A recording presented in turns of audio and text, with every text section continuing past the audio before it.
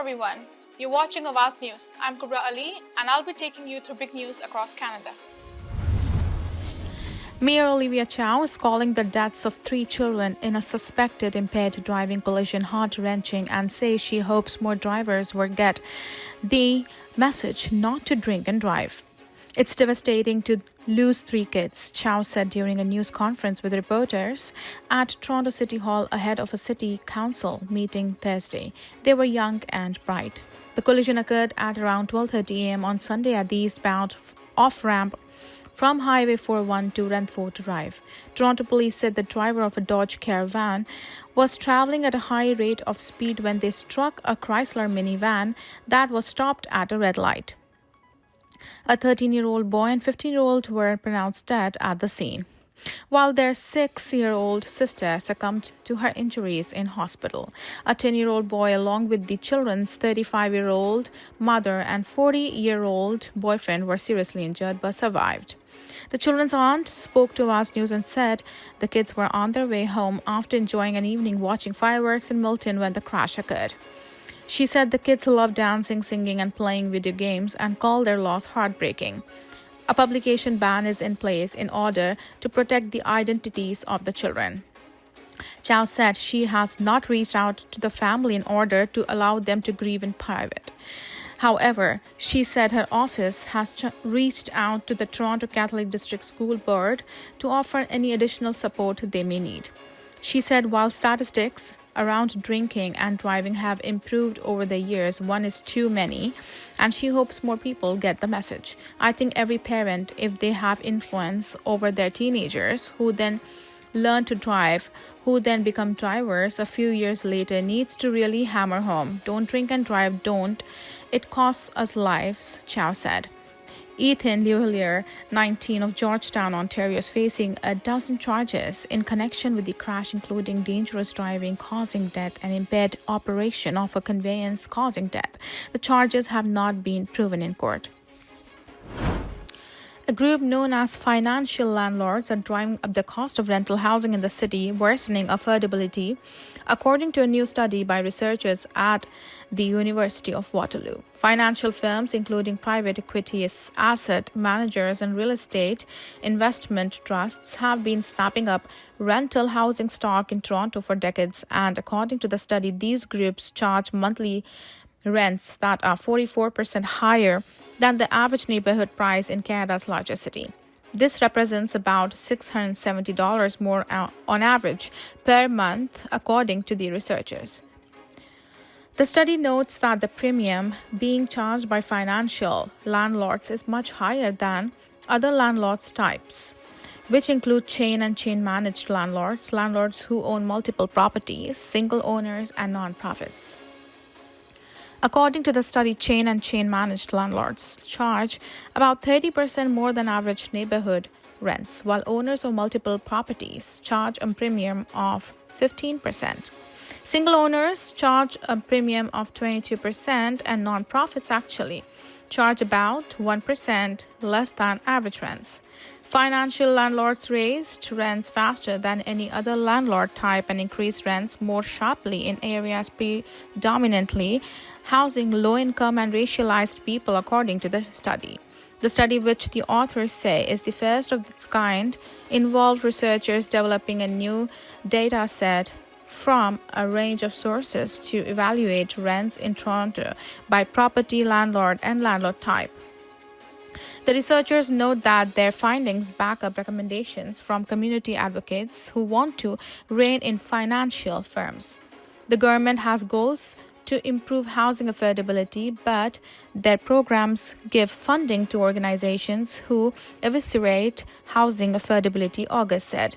We don't think that they should be assessing support from the Canada Mortgage and Housing Corporation or Canada's National Housing Strategy.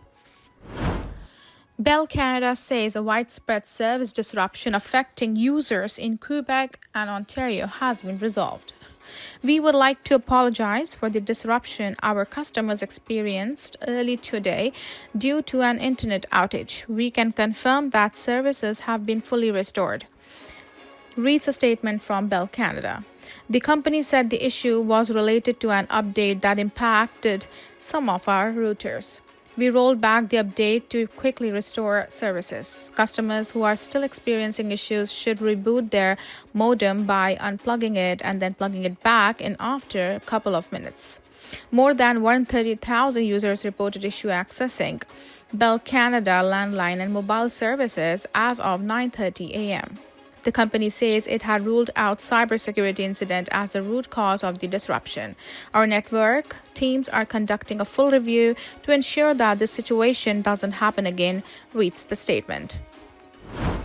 Prime Minister Mark Carney is set to take questions from reporters on Parliament Hill this evening after holding a secretive two-day retreat with his new cabinet in Gatineau, Quebec.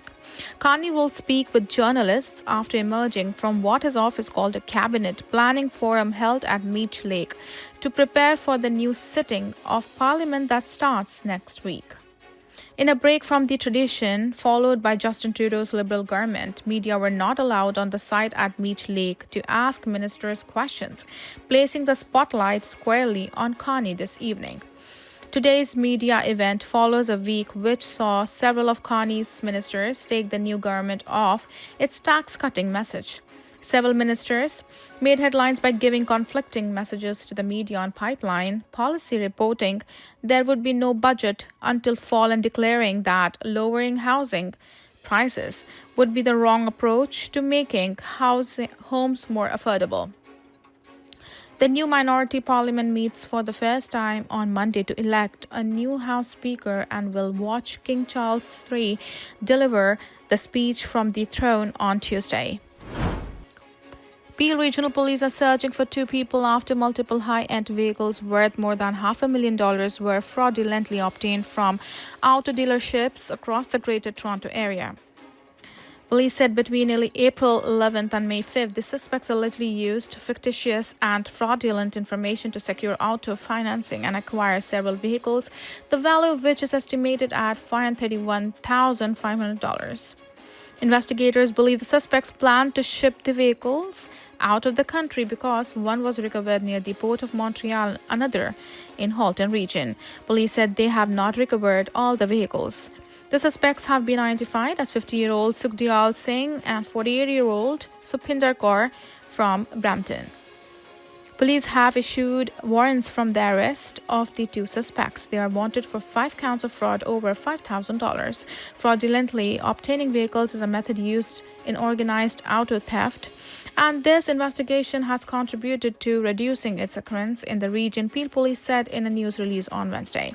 They are asking anyone with the information about the whereabouts of the two suspects to contact the Fraud Bureau at 905-453-3311 extension 3335 or Peel Crime Stoppers anonymously. 3 people were taken to hospital early Wednesday morning following a 2-alarm fire at a building in the city's East End. The fire broke out around 5:18 a.m. at a building on Pape Avenue near Mortimer Avenue. Toronto Fire told Awaz News that 3 occupants of 2 separate second-floor units had already evacuated the building when crews first arrived. The fire was knocked down at around 5:30 a.m., but crews remain on scene. According to police, the 3 tenants were transported to hospital for minor smoke inhalation following the incident. The office of the fire marshal was notified but will not be attending the scene. Steve Darling, the acting deputy fire chief of operations, told reporters at the scene. Darling said the fire was contained to the first floor of the building, but there was some smoke migration to the second floor. There is a significant damage on the first floor. There is significant smoke damage on the second floor, he added. A man is facing nearly 80 charges and a second suspect remains wanted after they allegedly impersonated Canada Post mail carriers and stole mail and packages from at least 8 buildings in downtown Toronto. Police said Canada Post notified them about the break and enters at the beginning of March. During the theft, the suspects would allegedly wear a Canada Post jacket and baseball cap and then enter the buildings where they open mailboxes and mailrooms using a Canada Post master key. Police said the suspect also opened Canada Post street mail boxes using the key. They allegedly took an unknown quantity of mail parcels, packages, and personal identifications. As a result of their investigation, which was conducted with Canada Post Security and Investigation Services, police executed 2 search warrants on Tuesday in the areas of Shelburne Street and Dundas Street East and Dufferin Street and Davenport Road. Police said items of evidentiary value, including Canada Post master keys, a jacket mail identity documents, and credit cards, were recovered during the search. They arrested one suspect identified as 36-year-old Joshua Virag. He has been charged with 79 offenses, including 19 counts of possessing or using a credit card obtained by offense, 13 counts of break and enter, 13 counts of theft of mail, and 13 counts of possessing a key for the purpose of committing. Police said 27-year-old James Paul is wanted for 20 charges, including break and enter, personation to gain advantage, 8 counts of possession of an identity documents, and 6 counts of property obtained by crime. Investigators believe there may be more victims. They are asking anyone with information to contact them at 416-808-5200 or Crime Stoppers anonymously. That's it for now. I'm Kubrali signing off. See you tomorrow, same time, same channel. Have a good night.